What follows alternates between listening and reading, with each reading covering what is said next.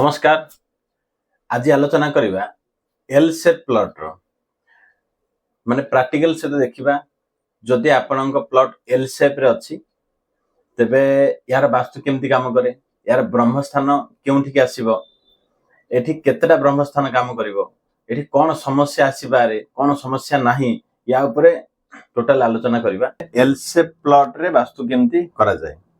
मन करा जो एटा रास्ता अछि, एल शेप प्लॉट रहे एपटे धरंत रास्ता अच्छी तो एटा अन्य जनकर प्लॉट एई तक एरिया हमर। तो एई जगह रे जदि आपण ऑटोकैड रे सूत्र लगेबे मास ग्रेविटी सेंटर तबे ब्रह्मस्थान आसे एठी। तबे कोन हला एई तक दिग हम घरु ही प्रथम मिसिंग हे गला। एटा कोन अछि मन कर जो एपटे आपण उत्तर अछि तबे एठी ईशान्य उत्तर ठारू ईशान्य बा पूर्व पर्यंत एतक पार्ट टोटली कटि जाइछि, जा फल कि दिगर गुणधर्म आम घर मध्य कटिजीव बा एठी समस्या आसीबो। ए जो प्लॉट को आम देखा जाइथिले एठी कोन सिम्पटम मैच हला, कोथरे सिम्पटम मैच हला, एठी केतेटा सेंटर काम गला केम देखिबा। मन करा जो एल शेप आपनकर अछि तो एई सेंटर रु जेमति जो दिग देखिया कथा पुनी देखा जीवो। द्वितीय कथा एई सेंटर रु जहा प्रॉब्लम अछि आपनक घरे ए प्रॉब्लम ए घरे मिसुची कि नहीं ताकू निहाती भाबे देखिया दरकार। प्रॉब्लम न मिसले प्रतिकार करा जाय नाही, जदि प्रॉब्लम मिसुची सेते बेले ही प्रतिकार करा जाय, माने एमती मन इच्छा प्रतिकार करा जाय नहीं।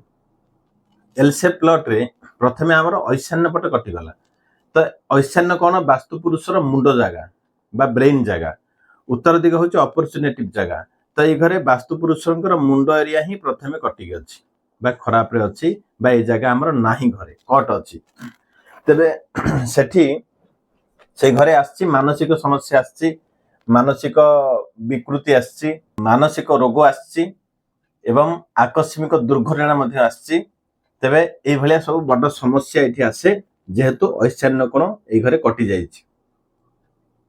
एठी सेंटर काम करूछि ए गोटाक, किंतु एठी जदि आमे आकु समाधान केमते करबा, ए घर को न छाडी कि न भांगी जदि आपण बाकी ऑप्शन किछि नाही तो एबे तो देखिले हमर एल शेप घर निश्चित रूप एठी प्रॉब्लम आसुची जेहेतु वास्तु पुरुषंकर ब्रेन एरिया एठी कटि जाइछि। तो यार प्रतिकार कले मध्य एठी रिजल्ट आसीबानी।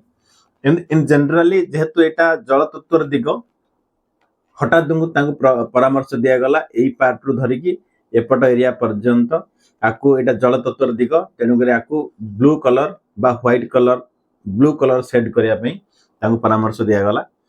किंतु एठी एटा परामर्श देला पर मध्य विशेष रिजल्ट एठी आसु नाही, काहे कि ना एठी एई सेंटर चेंज ही करिया पड़ियो जेहेतु हमर ए पार्टटा कटि जाइछि।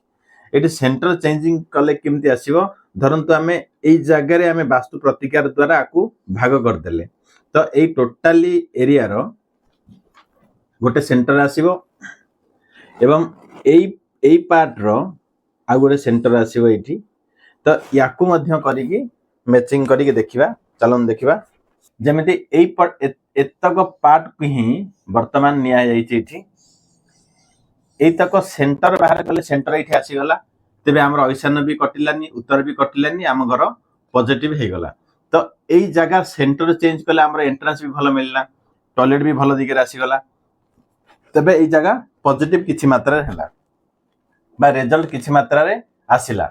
तो एल शेप घर जदि आपन प्लान अछि समस्या आसुची तबे उपयुक्त वास्तुविद को कॉन्टैक्ट कले से आपन घर को चेक करिक देखिबे जे एबे समस्या कोन आसुची आ एई तक एरिया रो सेंटर जदि हम शिफ्ट करिवा, सेंटर चेंज करिवा, तबे एठी कोन हे परिबो बा कोन रिजल्ट आसीबो। बा द्वितीय एई तक एरिया रे जेमति एबे देखिबा नेक्स्ट इमेज रे एई तक एरिया रो सेंटर पुनी मैच करिवा